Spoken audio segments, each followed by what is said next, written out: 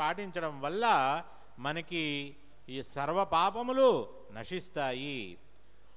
ఈ వ్రతాన్ని పాటించేటువంటి వాళ్ళు ఇంద్రియాధీశుడైనటువంటి హృషికేశుని అర్పించేవాడు సమస్త పాపకర్మల నుంచి విముక్తుడవుతారు.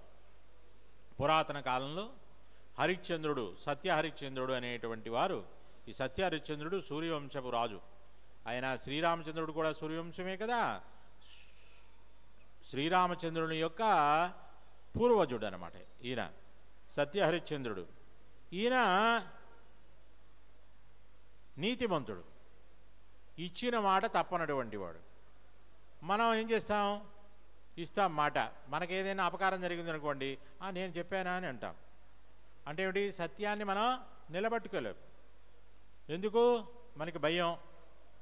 ఆ మాట మనం నిలబెట్టుకుంటే మనం ఉన్నటువంటివన్నీ కూడా ఆస్తులన్నీ పోతాయేమో అని. కానీ సత్యచంద్రుడు అలా చేయలే.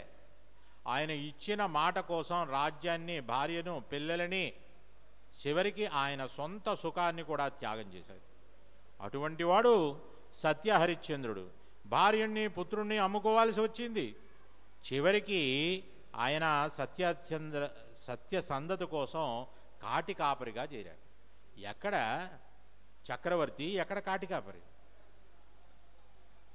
కాటి కాపరికి ఏమిస్తారు, ఆయనకేమి వేతనం ఏమిటి అని అంటే, ఆ కాటికి తీసుకొచ్చినటువంటి శవాలు ఉంటాయి కదా, ఆ శవాలు మీద వేసిన వస్త్రాలు, వాళ్ళు ఏదైనా ఇస్తే, మిగిలింది ఏదైనా ఇస్తే, అటువంటి హీనమైనటువంటి స్థితిలో ఆయన జీవించారు, ఇచ్చిన మాట నిలబెట్టుకోవడం కోసం.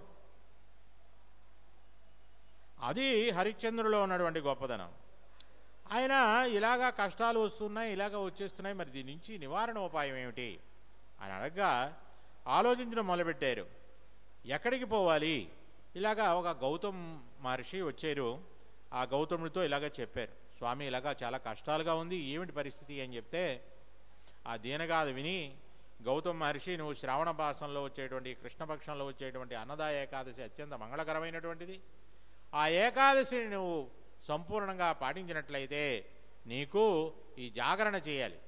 జాగరణ చేసి ఈ ఉపవాస దీక్ష నీవు చేసినట్లయితే నీకు మళ్ళీ ఈ కష్టాలు ఇవన్నీ కూడా పోతాయి అని చెప్పారు.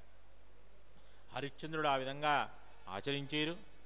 ఆ ఏకాదశి, అన్నదాయ ఏకాదశి వ్రత ప్రభావం వల్ల, ఓ రాజసింహ, అద్భుతమైన ఈ ఏకాదశి ప్రభావం ఎటువంటిదంటే, అనేక సంవత్సరములు అనుభవించవలసినటువంటి కష్టాలన్నీ కూడా పరిహరించుకుపోతాయి అని చెప్పి, అందువలన ఈ ఏకాదశి పాటించారు. ఆయన ఆ మృతపుత్రుణ్ణి మళ్ళీ తిరిగి పొందారు. దుందుబులు మ్రోగించారు, పుష్పవృష్టి కురిచింది.